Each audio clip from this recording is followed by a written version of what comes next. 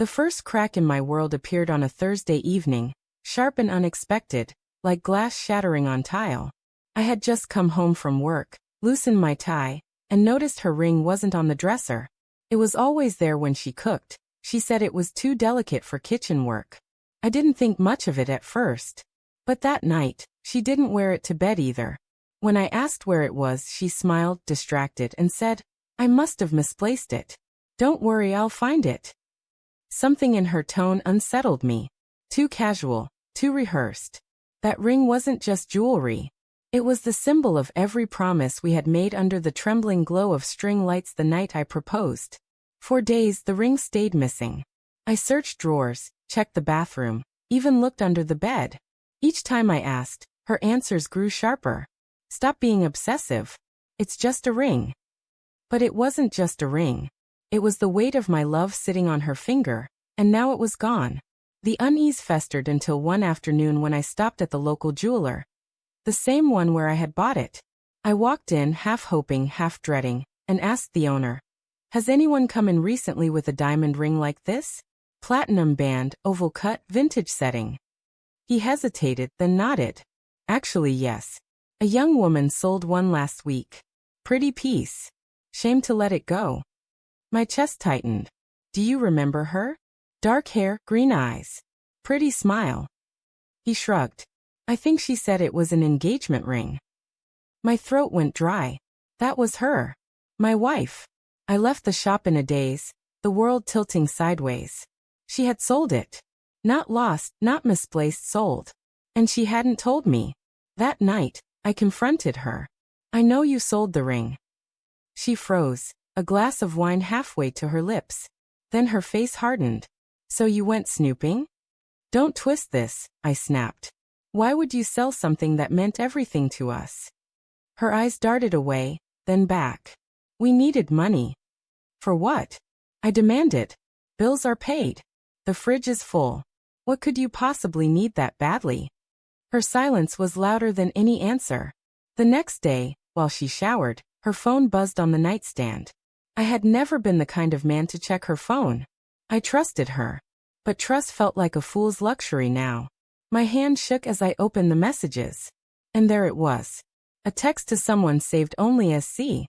"Got the money. Tickets booked. Can't wait to see you again." My stomach lurched. Scrolling further, the pieces fell into place. Late-night messages. Jokes only lovers share. Plans for Paris. She wasn't saving money for us. She was funding a trip with him. And him wasn't just anyone. C was Chris. Her ex. The one she swore she never spoke to anymore. The one she said had been a mistake, a closed chapter. My hands trembled as I kept reading. He asked about the ring. I told him it's gone. He's suspicious. "Doesn't matter. Soon I'll be with you. We'll drink wine under the Eiffel Tower like we always dreamed." My vision blurred.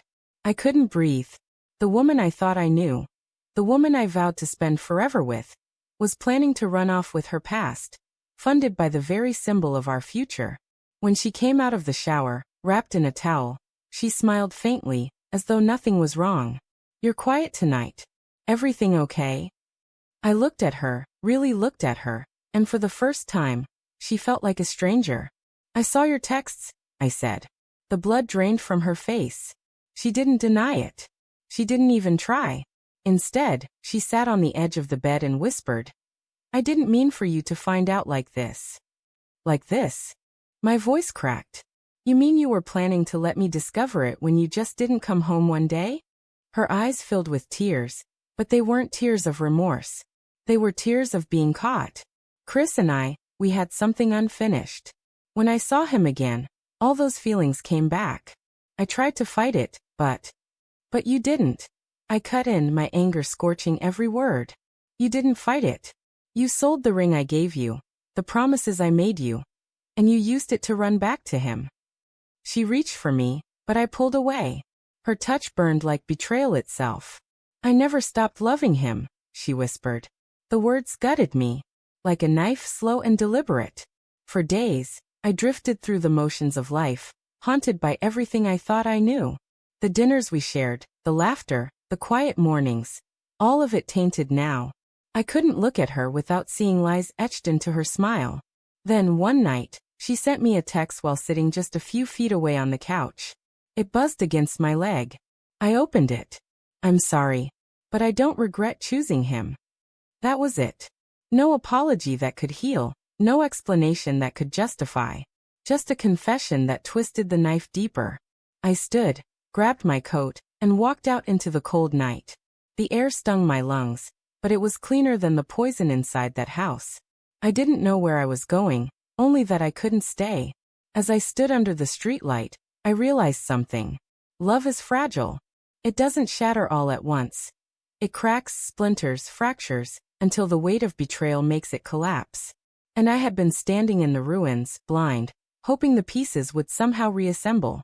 But now I saw the truth. She had already left me long before the ring disappeared. The finality hit me with brutal clarity. The woman I had built my future around was gone.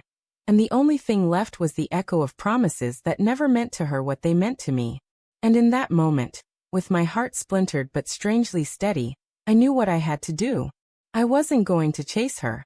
I wasn't going to beg for scraps of love. I was done. Her betrayal had carved me open, but it had also set me free.